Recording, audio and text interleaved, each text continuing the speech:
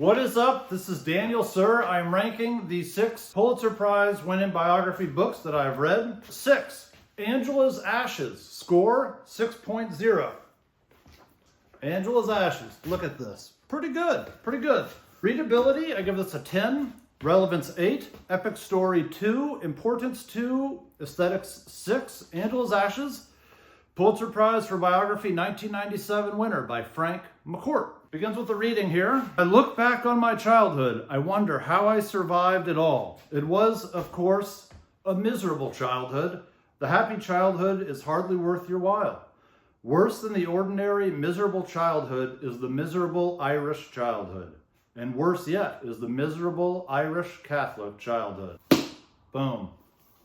Things start off poorly and get worse. Wow. So this book is about a small family living in poverty in Ireland in the 1930s and 1940s. When I say poverty, I mean poverty, poverty, poverty. Poverty with a capital P. Very bleak. If you ever watched South Park, they are a real-life version of Kenny's family. Malnutrition, starving toddlers, not enough coal or wood to heat their home, and no availability of work, and a society that just simply does not have enough food for everyone to eat a 2,000 calorie per day lifestyle. Any excess food is stuffed away and hoarded by families with assets to spare and out of fear of another shortage in the future. Food production was scarce in the 1930s and the start of World War II with the diversion of resources to the war effort and the hostile predation on shipping lines, which impacts their food and fertilizer and machinery. Just makes it a miserable time in Ireland. But in that bleak and difficult time is this story and the ability inside human nature to use humor and brains to find a way to survive, and family bonds that can endure immense pain and challenges. The type of story that makes me glad I was born in 1983. 1930, like Frank McCourt was born, is much rougher. Good God. So McCourt continues to grow for the story from a small child into a teenager who can hustle and scrape along until he can direct his own path in life and become a stable adult. In Angela's Ashes, McCourt's writing, dialogue, and scenes are just incredible. Sometimes to the point where I forget this is a biography and think this is a fiction book. The Catholic charity system, the family dynamics, the IRA, the Irish Republican Army, for those of us in America that might not know it. Life in poor rural Ireland in the 1930s and 1940s. It's a lot of new and interesting material for me. It's well written. It really transports you, the reader, to the words and food and cold weather of 1940s Ireland. The clothing, the songs, the culture. It's a winner of a book and a winner of a read. It's one of my favorite books. Not too long. It's a short read. So if you take a look here, it's on the thinner side, and it's one that I really recommend. I loved it. Wikipedia categorizes it as a tragicomic, which I hadn't heard of until writing the script, but it certainly describes the story. So zooming out, Angela's Ashes is a great contrast to another Pulitzer Prize winner, this one for nonfiction, Invisible Child. It's right here. Invisible Child by Andrea Elliott. The contrast between Irish poverty in the 1930s and 1940s with New York City poverty in the 2000s and 2010s is insightful. We have indigenous white Europeans die of starvation and disease in the 1930s, but in modern New York City, the poor of all races in NYC don't die of starvation or malnutrition. In that regard, it's much safer to be poor now than 90 years ago. Something to think about. All right, back to the book. Angela's Ashes helped with my knowledge of Ireland, and the events of World War II affected the book and the main characters, so Angela's Ashes can be a nice addition to your reading about World War II. To see how it impacted the lives of families far away from the fighting. You know, we read about the front lines and stuff like that, but this is an interesting balance to your reading maybe. In the story, Frank's father leaves Ireland to go work in the factories of England, and this impacts everyone in good and bad ways. It's not a spoiler to say this story is about a disaster, but a slow-moving one. Also, this is Frank McCourt's first book and the start of what became a trilogy. I haven't read the other books yet, but maybe someday. It's painful to leave a trilogy unfinished, of course. Let me know if you have read the full trilogy and if it's worth it. Frank McCourt's first book. This was his first book. Imagine winning a Pulitzer Prize for your first book. Let's do this. Okay, book number 5 is American Lion.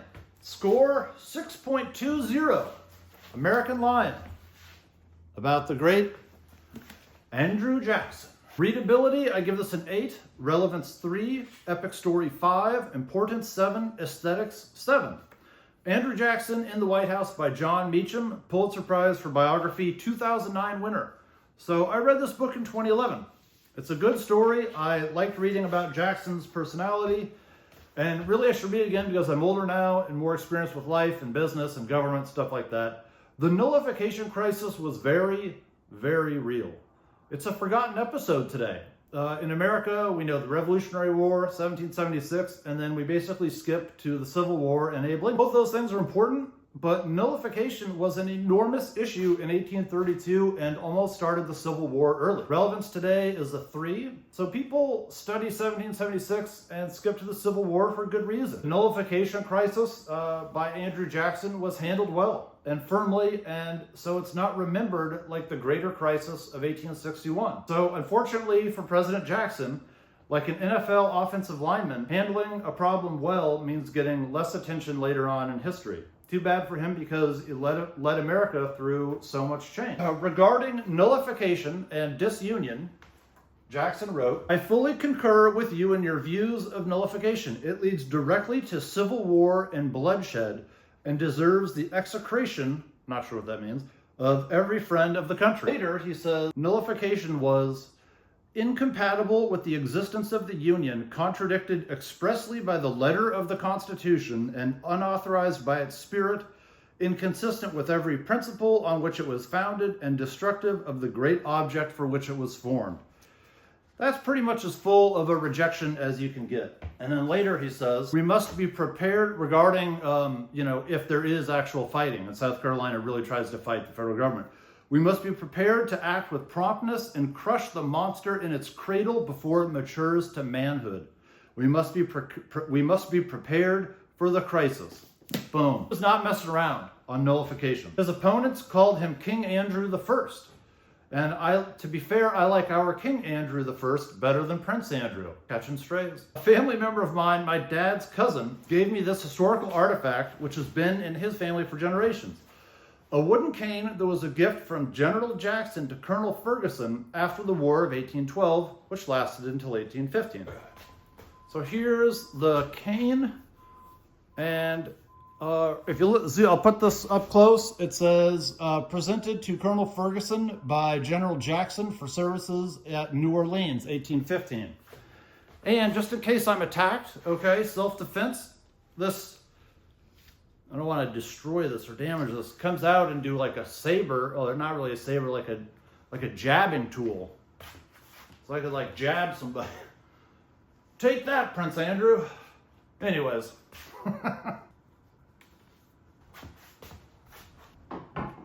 Further reading would be Jackson's December 10th, 1832 proclamation, which was widely regarded at the time as equal to George Washington's farewell address. 8,700 words, originally written by hand, it framed the American people's thinking around nullification and now is widely forgotten. He did his job so well that we have forgotten most of it. All right, number 4, Truman.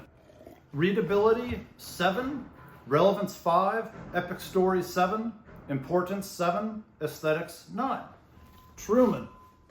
Look at this beautiful book. Awesome. I loved it. So Truman, I barely knew anything about him relative to the other presidents, and now he's one of my favorite presidents. He's the man I wish I could be, but deep down I know I'm not. Oh well. He's a legend. You can build a great country with men like him, and we could use a man like him in today's political era. My favorite part of the whole book is Truman's speech in Berlin on his way to the Potsdam Conference. So this is 1945. They are kind of on the way. The war is ending, but not fully over yet. We are here today to raise the flag of victory over the capital of our greatest adversary. We must remember that we are raising it in the name of the people of the United States, who are looking forward to a better world, a peaceful world, a world in which all the people will have an opportunity to enjoy the good things of life and not just a few at the top. We want peace and prosperity for the world as a whole. We want to see the time come when we can do the things in peace that we have been able to do in war. If we can put this tremendous machine of ours, which has made victory possible, to work for peace, we can look forward to the greatest age in the history of mankind. That is what we propose to do. Boom. This brief and inspiring speech changed something in me when I read it. It really connected with me and has pushed me to make these videos and try to move into the realm of government and political discourse. Politics can be pretty messy sometimes, even nasty. But Harry Truman's speech really resonates as much now as it did 80 years ago in the smoking rubble of Germany. I think it applies today as much to the smoking rubble of Gaza. I want to see elected leaders with this type of rhetoric and integrity and policy vision today. One of the great moments in any history book, and it's a surprise too. It proves to me the value in reading these large, detailed biographies. And this is a big book. You're not going to be reading this in a weekend. The value oftentimes for me is a powerful scene or image that is contained herein, but is skipped over by Wikipedia or some lesser summary. And that gem can provide you with a lot of energy and drive and enthusiasm and light. You know, I often think to myself that I get the main point or the main story of the book, but every time I read one of these great stories, there's always one or two little anecdotes or lessons that come out that I pick up on that are different than really kind of the purpose of the book. You know, this is a forgotten incident. For today, the great series Band of Brothers took place under Truman's presidency. Oppenheimer, and the dropping of the atomic bomb was at Truman's direction. So there are tie-ins to many popular cultural icons today that are directly related to Truman and his distinct personality. So my grandfather, Grandpa Sir, passed away 16 years ago now. And 2 years ago, my grandmother gave me a few boxes of stuff from his office. So I'm going through all these old papers and some old stamps and old bonds. He was a collector, an old soul. And I find this letter that I'll show you here with Harry Truman's name on top and his signature on the bottom. Not addressed to my grandpa, but I'm sure Grandpa bought this. So yeah, I have Harry Truman's signature. Not bad for a random guy from Scotts Valley, California. Number 3, Washington, A Life. Score 7.35. Readability 7, relevance 5, epic story 9, importance 8, aesthetics 9. This painting on the cover really, I like it. It's got a nice feel to it. Got some of my notes and stuff on the front, whatever. It's a good looking book. It's good on the shelf. The Washington, A Life by Ron Chernow, Pulitzer Prize for Biography 2011. This is a superb book. Great story. This book starts off with a little-known anecdote where Washington and his friend Gist are being guided through the wilderness of Pennsylvania by a French allied native brave, a fighter. It's winter, snow's on the ground, freezing cold. It's miserable. The horses grow so weak that Washington and Gist let them go to die in the wilderness, and they continued on foot. The miles go by and they enter a grassy clearing. This native brave turns around at about 15 yards and shoots his rifle at both Washington and his friend. The bullet misses. Washington and Gist subdue the man, eventually sparing his life, and the rest is history. Sometimes I think about that brave and how much of the history of the world depended on his bullet, hit or miss. There was no way to know at the time who he was aiming at. As he raises his rifle, aims it and prepares to pull the trigger, springing the flint to spark and explode the power, the direction of the 13 colonies, the American people, and the future of our entire continent hangs in the balance. And all the great things America has accomplished are there, riding alongside that bullet. The young would-be assassin misses. Washington goes on to greatness, and now he's honored on our stamps, currency. Our nation's capital is named after him, and Washington State is named after him. All this hung in the balance.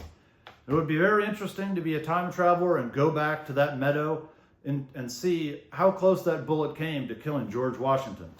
But we'll never know. So in the book, Washington deserves all the praise he gets. And he's such a great contrast to Napoleon Bonaparte, I've got here, who was also a great military commander and very hardworking, but Napoleon grabbed more and more power, ultimately becoming a French consul, then emperor for 10 years, then emperor for life with hereditary rights, and ultimately Napoleon destroyed the republic he once fought to save and brought catastrophe onto the French people. All of our lives in America are better because we had Washington instead of Napoleon. So Ron Chernow's book is the definitive modern biography of Washington. The only rival may be the 1958 series by Douglas Southwell Freeman, which is 7 volumes, and maybe someday I'll read.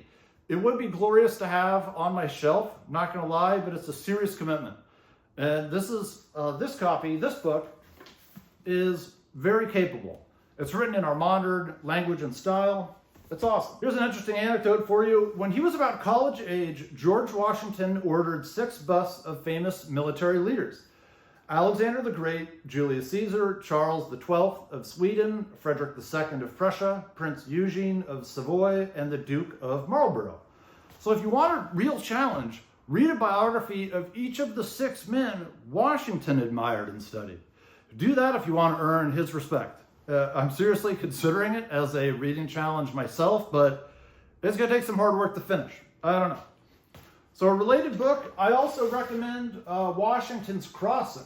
So this book really zooms in on his campaign, the winter of 76 to 77. I was legitimately stunned reading about what he and the young army he led accomplished. That campaign in the winter around the Delaware River is right up there with Jackson's Valley campaign, Grant's Vicksburg campaign, Napoleon's Italian campaigns, and others in that pantheon of superb strategic and tactical decision-making. I mean, wow. He was a legit commander. It makes me feel a little bit soft and weak at times to read about what those soldiers endured and achieved in the sleet and snow and their combat successes fighting the British military. I mean, I don't want to go outside in December when the weather is 45 degrees or lower, and these guys are fighting in combat, sometimes without shoes, in the snow and the sleet, day after day. Ugh. Years later, in the 1780s, as the Constitution is being debated, regarding the Constitution, Washington argued the propriety of preventing men from doing good because there is a possibility of their doing evil.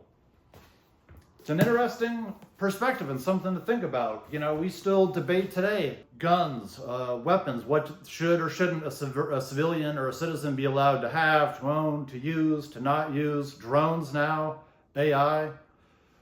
These things were, the tools are different, the means are different, but the same concepts were debated by Washington and his peers then as we're dealing with today. Another big moment, Shays' Rebellion, August 1786 to February 1787. Similar to Jackson's Nullification crisis in 1832. Crystallized the need for a more powerful federal government. And the book has this great quote: what stronger evidence can be given of the want of energy, the need for energy, in our governments than these disorders? If there exists not a power to check them, speaking about Shays' Rebellion and the people that are with them, who were armed, what security has a man of life, liberty, or property? This was true in Massachusetts then, it's true in America today, and is especially relevant to Mexican citizens today, faced with the terrible burden of violent cartels that are able to wage war effectively against the Mexican government. Same thing in Colombia and Venezuela, etc. He asserts that any government which cannot completely govern all of its residents in all of its territory is unable to provide a guarantee to its own citizens. And today we see many Mexican citizens murdered every year by the cartels. Washington's life is worthy of study. It'll benefit you reading it once and studying its passages consistently. So I highly recommend this book, especially discussing it afterwards. It's so full of great information that it's easy to forget specific examples because they're crowded out by other stories. His life was pretty full of action. I would easily forget a lot of Washington's life if I weren't studying it and connecting it to other parts of history and making these videos. So number 2, Bearing the Cross, about Martin Luther King Jr. Score 8.0. Readability 8, relevance 8, epic story 9, importance 9, aesthetics 4. Bearing the Cross, Martin Luther King Jr. and the Southern Christian Leadership Conference by David Garrow, Pulitzer Prize for Biography, 1987 winner. Before reading this, I hadn't read about or studied MLK Jr. seriously as an adult until I read this biography. I learned about him in high school, but in high school, history is kind of a boring subject. It is, it's true. This book has one of the great moments in the history of the civil rights movement, which puts it high in the running for great moments in the history of America.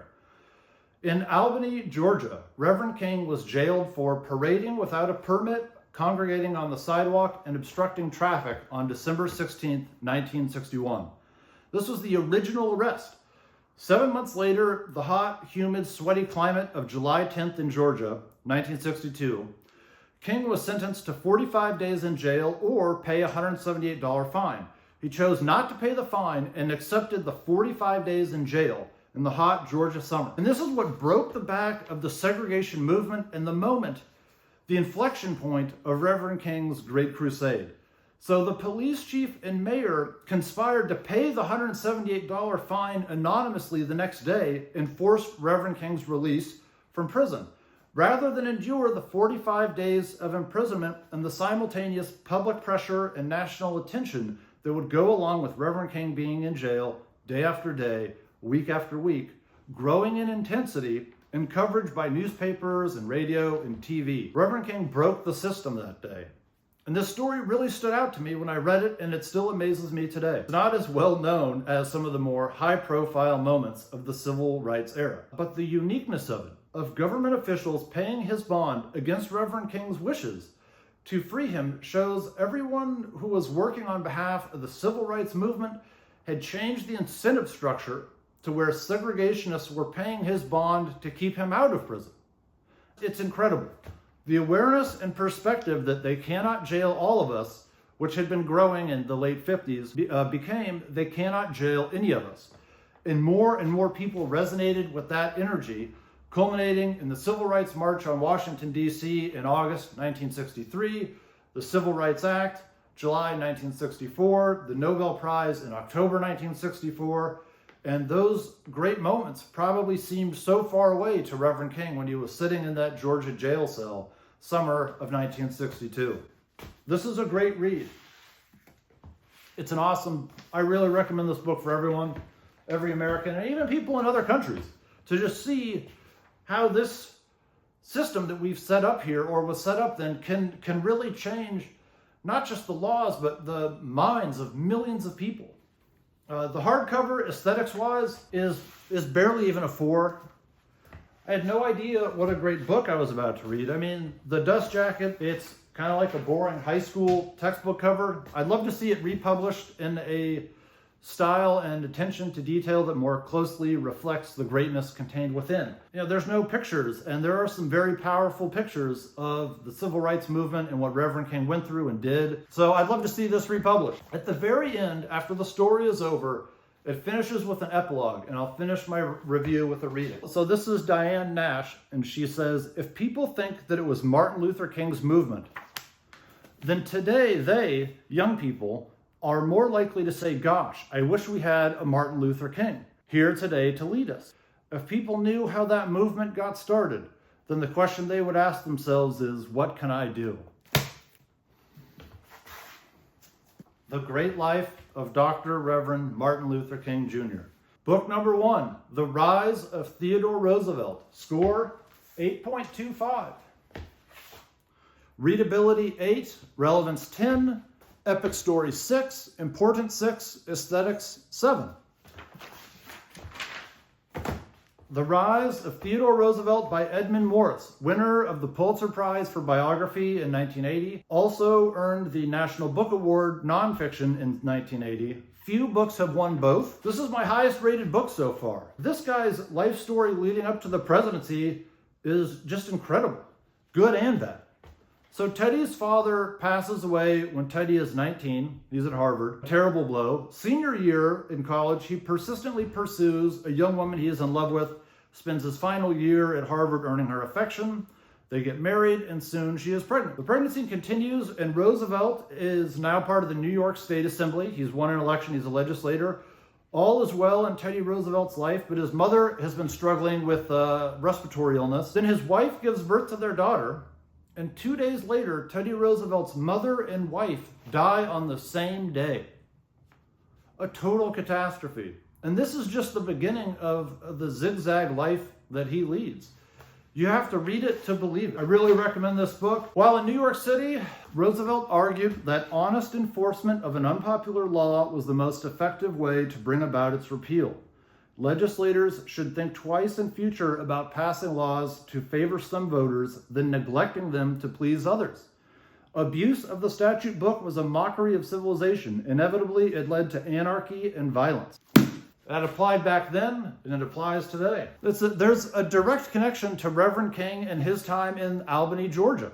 By setting up the chessboard so that honest enforcement of segregation laws could no longer be done, Reverend King brought about the repeal of the laws and changed the hearts and minds of many millions of people. They had a lot of similarities. As I make this video, it's a tough time in the world. But in these chaotic times, there is hope for America by studying our past leaders. I hope if you've watched this video to this point, you're energized by the knowledge that the great people in the history of America can be our guiding mentors for today's problems. I cannot meet Teddy Roosevelt.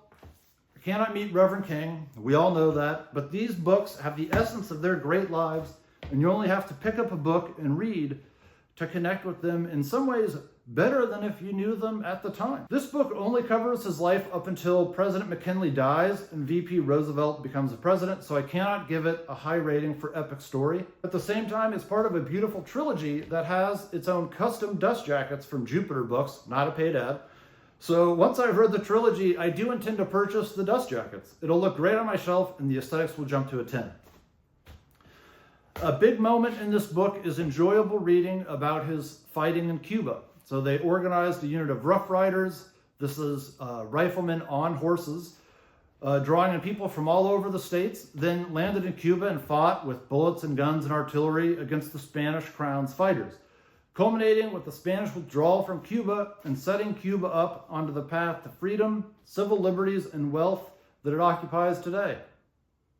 Okay, well, it didn't quite put Cuba on track to be as successful as America, to be really wealthy, but Roosevelt played a noble part in the attempt. So after negotiating the end of the conflict and returning to America, there was a final military formation where they're going to muster out. That's a military term where everybody gathers, they're in parade formation, and then their unit is dissolved, they're out of the military, and they're free to return to their lives. And his men presented him with a special bronze statue made by the famous sculptor Frederick Remington. And I was so inspired by that description and what that moment would have been like on the parade ground between fighting men and their battlefield leader that I went on eBay and purchased my own replica. I spent about $150 on, but on eBay you can go all the way up to $7,000 or $8,000 if you want a larger production. So here it is. The Bronco Buster, a reproduction of Frederick Remington's work. It was a real moment of connection. And as for the original statue given to Teddy Roosevelt by the Rough Riders, well, that one is not for sale, but you see it sometimes in the background of pictures at the White House, at times even inside the Oval Office, where Teddy Roosevelt left it for future presidents, and it can still be found in the White House today. It all comes full circle. Great book, great story. So, conclusion, there are more incredible anecdotes and gems in these 6 amazing biographies I've read, each book worthy of the awards it received. But for full impact, you're going to have to read them yourself and go find these gems that can improve your life, connect with the book, learn from it. I believe in these books and their ability to help with our problems today. It's a challenging, angry time in America. We all know it. They say we, the people, are reading less and less. This is like 20 pounds worth of books right here. We'll do this too. Oh God, that was close.